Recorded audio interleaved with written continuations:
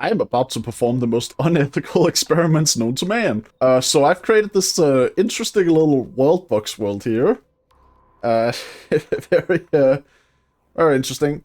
Time's paused right now, and I'm just gonna plop 4 of each intelligent race down into each of the squares. And I'm going to see which of them are most suited to survive. I will be fair. That is to say, when I inevitably feel like inviting disaster upon these poor innocent creatures, I will do it equally.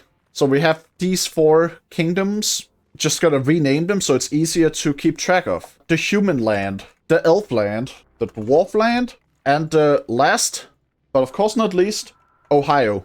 They have each been plopped into a square that has been made to be like roughly equal to each other. Like, I haven't been counting the exact number of stones, but roughly equal. About as equal as I could get it.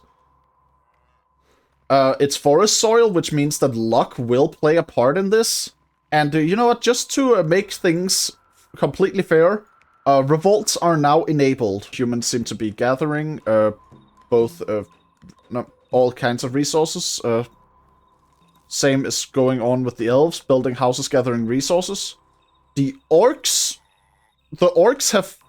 have nearly hunted the cows to extinction. What the? That's the last cow. That's the last of the cow. That was the last of their cows. For the record, I am pretty sure I put 16 cows exactly in each of these. And the orcs have already hunted them to extinction. There are 4 of them. No, wait, there's 1 more. They missed one, and now they're unmissing it. There are 7 humans, 8 elves, 4 orcs, and 8 dwarves. So the elves and dwarves apparently seem to be procreating faster. Interesting, interesting. I feel like in a lot of media, orcs are depicted as, like, reproducing incredibly quickly, which would be necessary considering how often their culture is like all about war, and would therefore result in a lot of them dying very fast. Elves, meanwhile, often have very peaceful cultures that are like very much about long-term sustainability, so it's very weird to see that they're the ones who seem to be gaining numbers fastest. Things are going smoothly, and when things are going smoothly, I think it's time to shake things up a bit. I will place a tornado here in the middle, and part of the challenge will just be being the ones who are lucky enough that the tornado isn't a problem for you. Alright, the tornado is heading towards the orcs. Oh, this could be very bad for them. They have not spread too much. The tornado is dancing and it is grabbing the orcs. It has grabbed the king. The king is being flung around by a tornado. The king has escaped. The king has escaped. The tornado is leaving the orc box, but it's returning. The tornado wants revenge on it. No. Oh, the tornado has returned down and destroyed more of the orc box. And it has shrunk.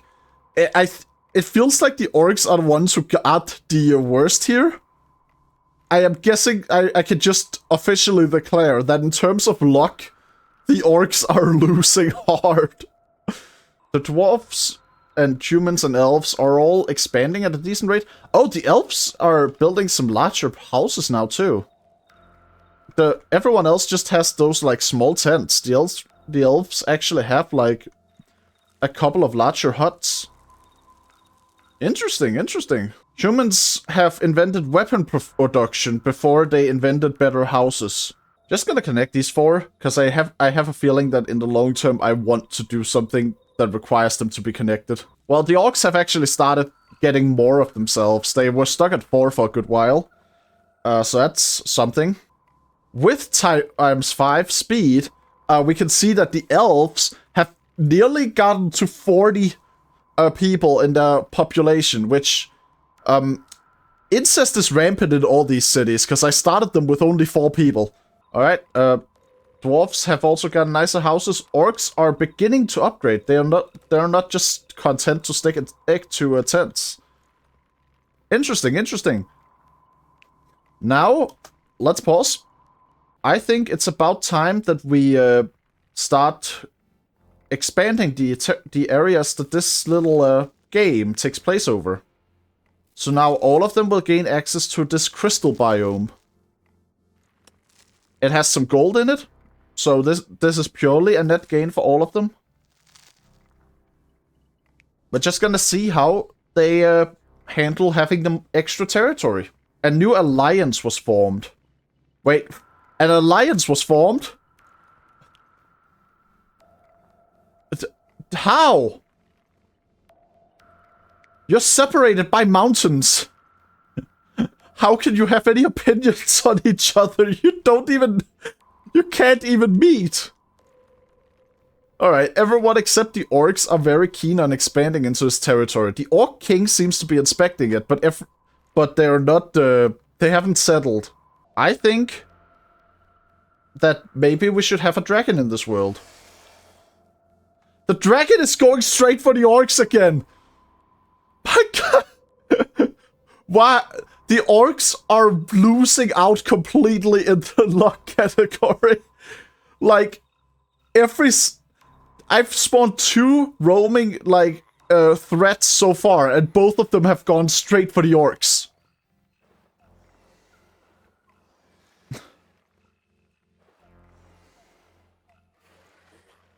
My god.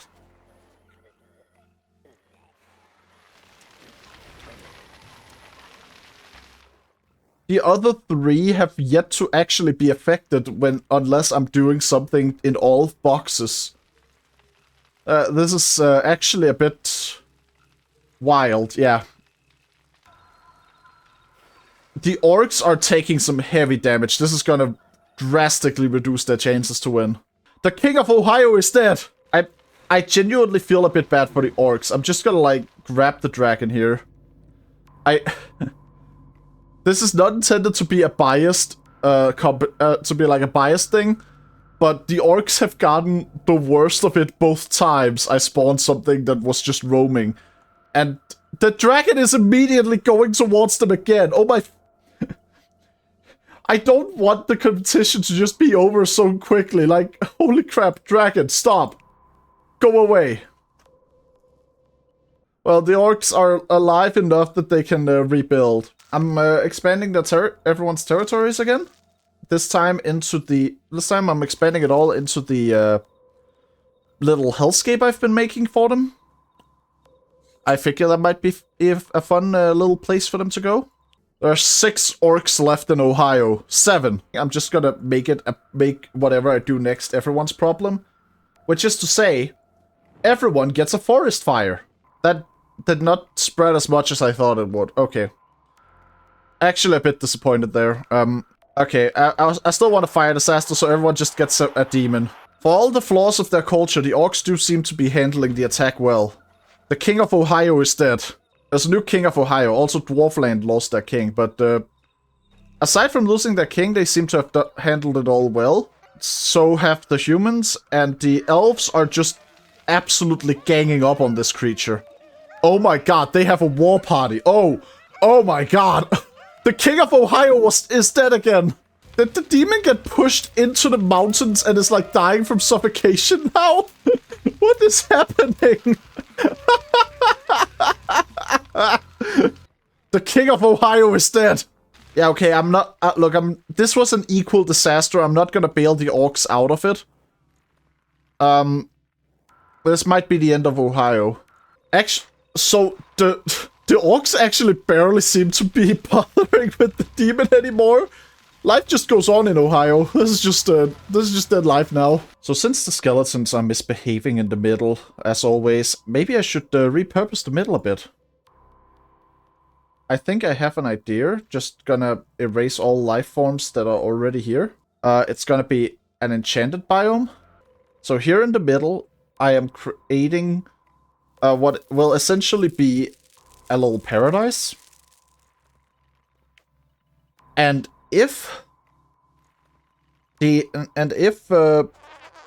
all the different races can live in peace and harmony, it will be in here. If there's any place where it can happen, it will be in this place where resources are abundant. There's no need for violence. There's no need for harm. And it's protected by, like, a singular druid.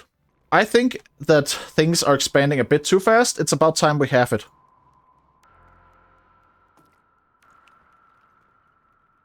The King of Ohio is dead once more.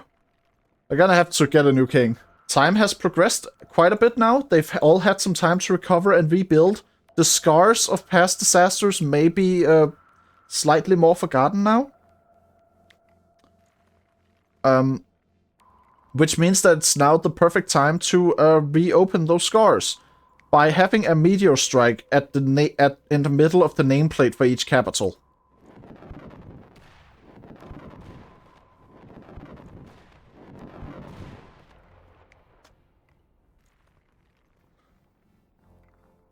The King of Ohio survived for once. Good on you, orcs. You're doing well.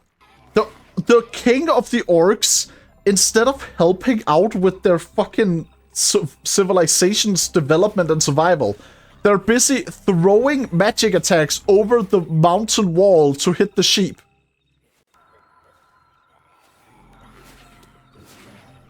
I mean, I'm gonna be real. If they die to the next disaster, that's entirely deserved at this point. I am feeling, I'm feeling Cybercore. So, we're gonna have a Cybercore show up in the middle of the gold part of the crystal biomes. And now we just let them deal with it. This is your problem now. The elves are very quick to mobilize, as same goes for the humans. Dwarves as well. Elves, dwarves, humans, they're all very quick to mobilize. The King of Ohio is dead. I'm beginning to actually notice something. The problem with the orcs, the orcs obviously have it rougher because of the King of Ohio is dead. The orcs have it rougher because of the early disasters, but part of the problem they're facing is also just that they're way too slow to organize. Every time a threat has been something they could fight, it's always been like a few of them rushing at it instead of their whole army coming to fight at once. Oh, the humans were not quick enough to go against the Cybercore either. They are actually struggling a bit. So at this rate, the humans and orcs are both in danger. Because Cybercore is one of those hostiles where the longer you leave it, the worse it's gonna get. The King of Ohio is all the way down here. The King of Ohio is the only surviving member of Ohio. Oh no, they had a child. The dwarves destroyed the core, but it seems like some of the remnant soldiers are still causing trouble. The King of Ohio has been slain once more. Now the only remaining orc in Ohio is like a small child. We'll see how that goes. I feel like it might be about time that we connect each of the 4 lands. So, let's do this. And all the 4 starting boxes now have routes to each other. We will see how this plays out. The humans are losing a lot of territory. The Cybercore has been spreading far too much for them. The entirety of Ohio is destroyed now. There's no more Ohio left in the world. Rest in peace, orcs. You are out of the competition. The humans have 1 settlement left. If that settlement falls, they are out. What was going on down here? Oh, it's the Cybercore is spreading. Humans have lost another king. They're down to the last city, and it's not looking good for them. They're actually... Oh, they are even under attack. Yeah, I think the humans are gonna be the next ones to go. But before that fully happens, I think it's time for a bit more chaos in the world. This is the Godfinger, for anyone who hasn't played Worldbox. It will just go around randomly drawing a type of terrain that's randomly selected at the moment of its creation. Human land is gone. Human land is gone. It's just elves versus dwarves now. The age-old conflict. This world is slowly becoming worse and worse to live in. And I'd say for the sake of having the experiment be fun for all ages, let's keep let's keep that momentum up and spawn a fire tower. The fire tower has also just been completely obliterated at this rate. It's a very beautiful world I've been creating here. Would you not want to live here, go on a vacation? Just a nice little trip?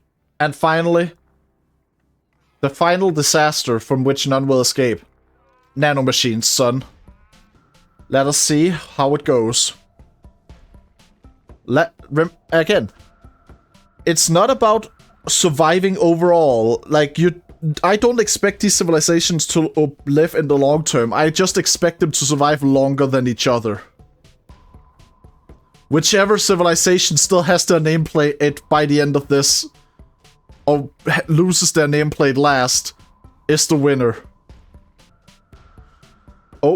Oh, it's close. Oh, the dwarves have won! They have exactly 1 citizen left. Oh, this little fella here. Honorimo! Congratulations, Honorimo. You are the winner of this wonderful little competition that you didn't sign up for and was born into it. Now for your prize. A swift and painless death. Like and subscribe for more!